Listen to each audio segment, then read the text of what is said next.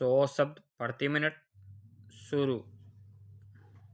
भूमि और भूमि पर बसने वाला जन और जन की संस्कृति, इन तीनों के मिलने से राष्ट्र का स्वरूप बनता है।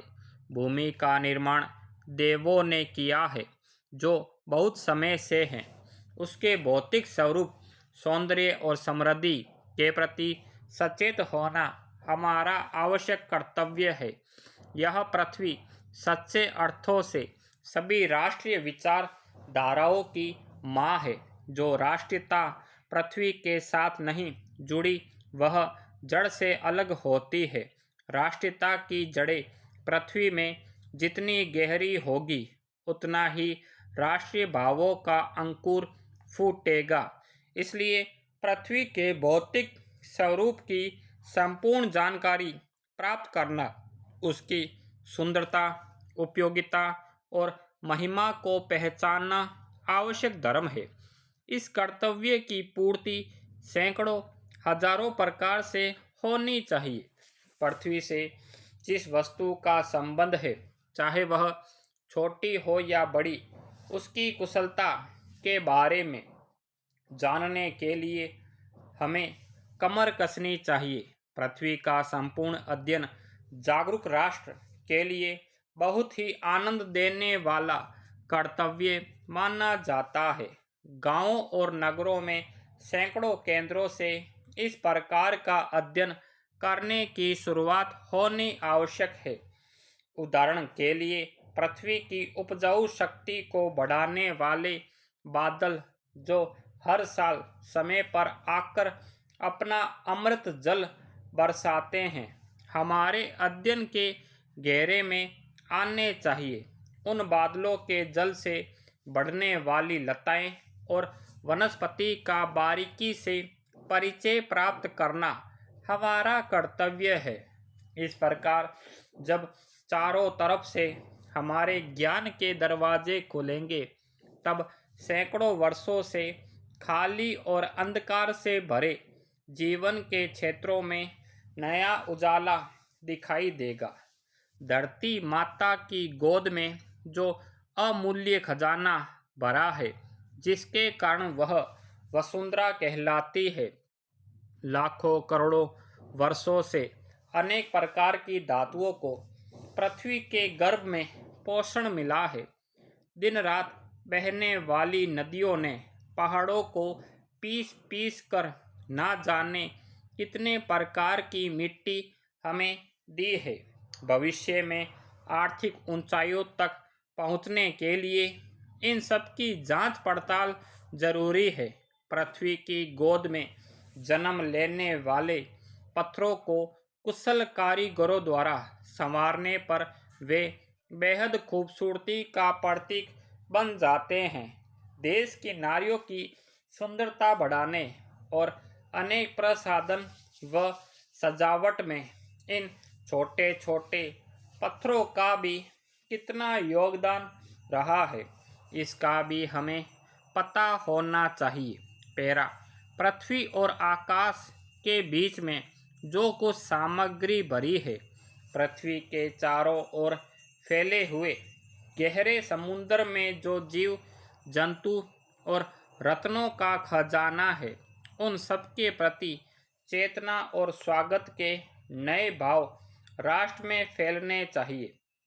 राष्ट्र के नवयुवकों के हृदय में उन सबके प्रति जिज्ञासा की नई किरण जब तक नहीं फूटती, तब तक हम सोए हुए के समान है। विज्ञान और सेहत दोनों को मिलाकर राष्ट्र के भौतिक स्वरूप का एक नया ढांचा खड़ा करना है।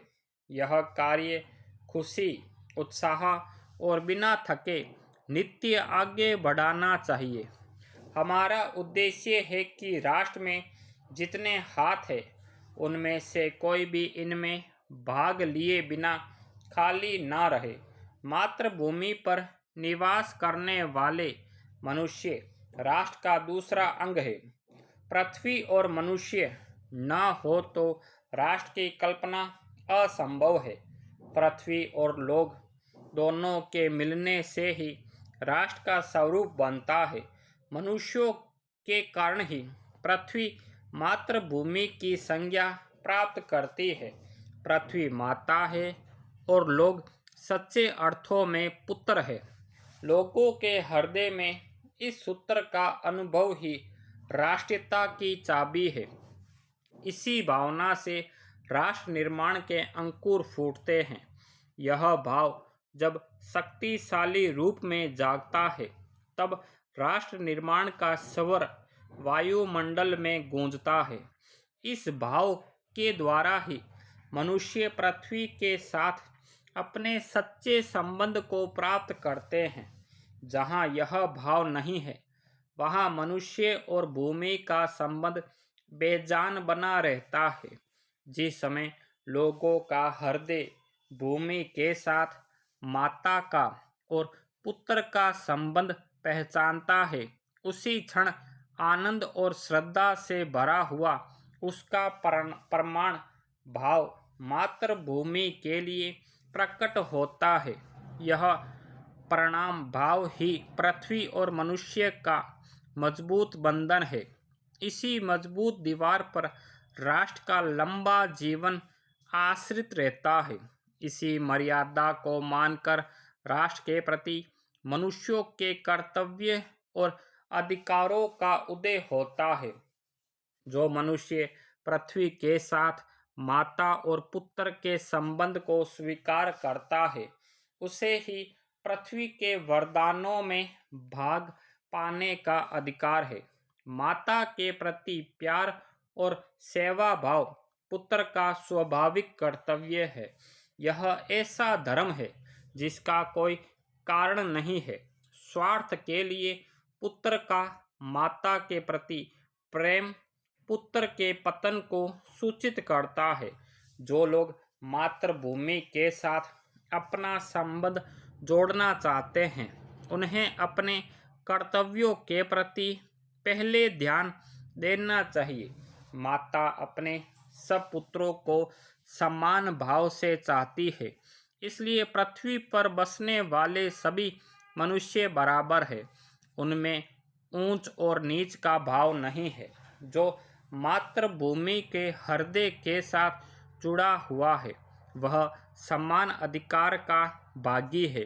पृथ्वी पर निवास करने वाले लोगों का विस्तार अनंत है। नगर और जनपद, शहर और गांव, जंगल और पहाड़ अनेक प्रकार के लोगों से भरे हुए हैं।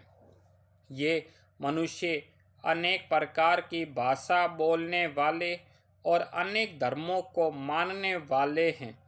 फिर भी वे मातृभूमि के पुत्र हैं और इसलिए उनका प्रेम भाव अखंड है।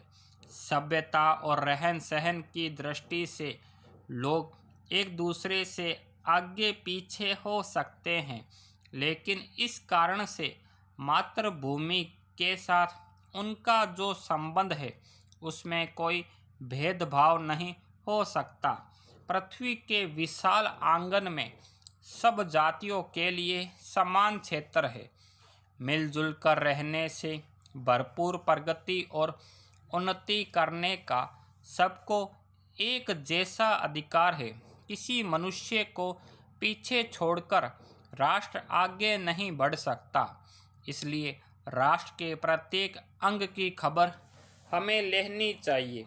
राष्ट्र के शरीर का यदि एक भाग अंधकार में और निर्बल है, तो संपूर्ण राष्ट्र के स्वास्थ्य का उतना भाग असमर्थ रहेगा। इस तरह राष्ट्र जागरण और प्रगति की एक जैसी उदार भावना निर्मित होनी चाहिए। लोगों का प्रवाह कभी समाप्त नहीं होता है। जब तक सूर्य की किरणें रोज सुबह संसार को अमृत से भर देती है, तब तक लोगों का जीवन भी अमर है। स्टॉप।